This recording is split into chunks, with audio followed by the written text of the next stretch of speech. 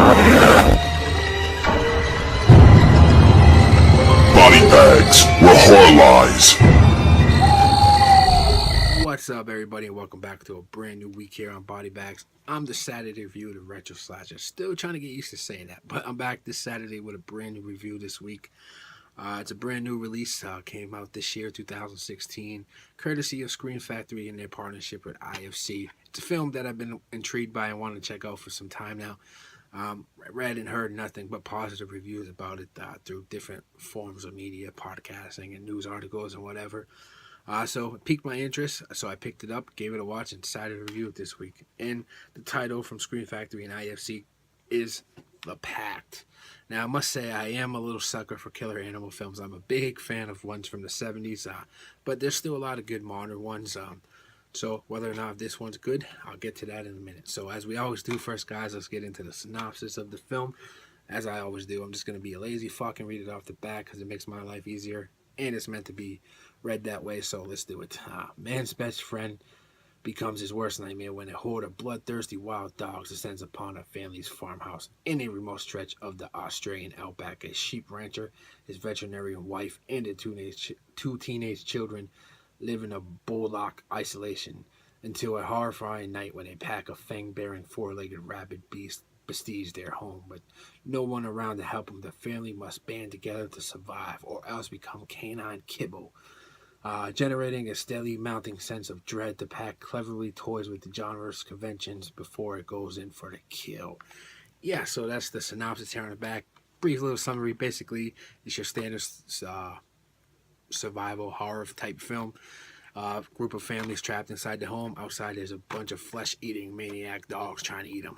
That sounded really cool. I should make a movie about that. Wait, that's what it's about. But anyways, yeah, so that's the synopsis of the Pact. Pretty simple, straightforward.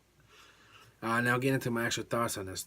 First thing I must say about this film, I always bring this up all the time, but this film is beautifully shot. There's just some great captures of the Australian landscape in this film. The home they live in is just a beautiful home. Great location.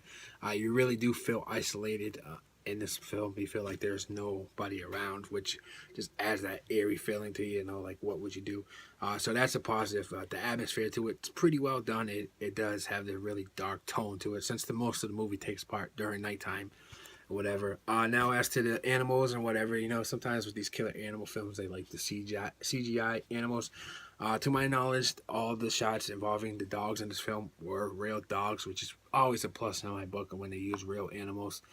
Just more realistic. Nobody wants to see a bunch of fake dogs trying to attack people. So that's a positive too. The acting's pretty phenomenal. They all draw you in. You feel emotion to each character. There's just this big tense moment of being stuck, you know, so they have to deliver some good acting to make you feel compassion for them. And I feel like they all did a good job, especially the wife. She's the breakout star of this film to me. She just delivers a great performance in this film. Now, as to animal attacks and the blood, there's not a whole bunch of blood and gore in this. There's a few attacks, 2 or 3 main kills in this film. It's not a slasher film, so I wasn't expecting a high body count, but it starts off with a big kill. That's not a spoiler, you know, every movie. It starts off with a great, well, most movies try to start off with a good bang of these type of films, and it's a really good opening sequence of the film. Yeah, Overwatch, I don't really much have anything negative too much to say about this film. The only thing that brings this film down in rating to me is the ending. It's a little bit of a letdown. It's kind of like a cop-out. It was leading up to something that could have been so much better, in my opinion, but they just played this safe, to be honest with you. If you watch this film and you see the ending, you'll get what I mean. But I won't spoil it, of course. It's a film that you should check out for your own. So if I had to throw a rating on this bad boy, I'm going to give it a solid 7 out of 10. It's definitely a one to pick up and watch. Most of these IFC Screen Factory movies that I've seen aren't the best in my opinion. This is one of the better ones I've seen.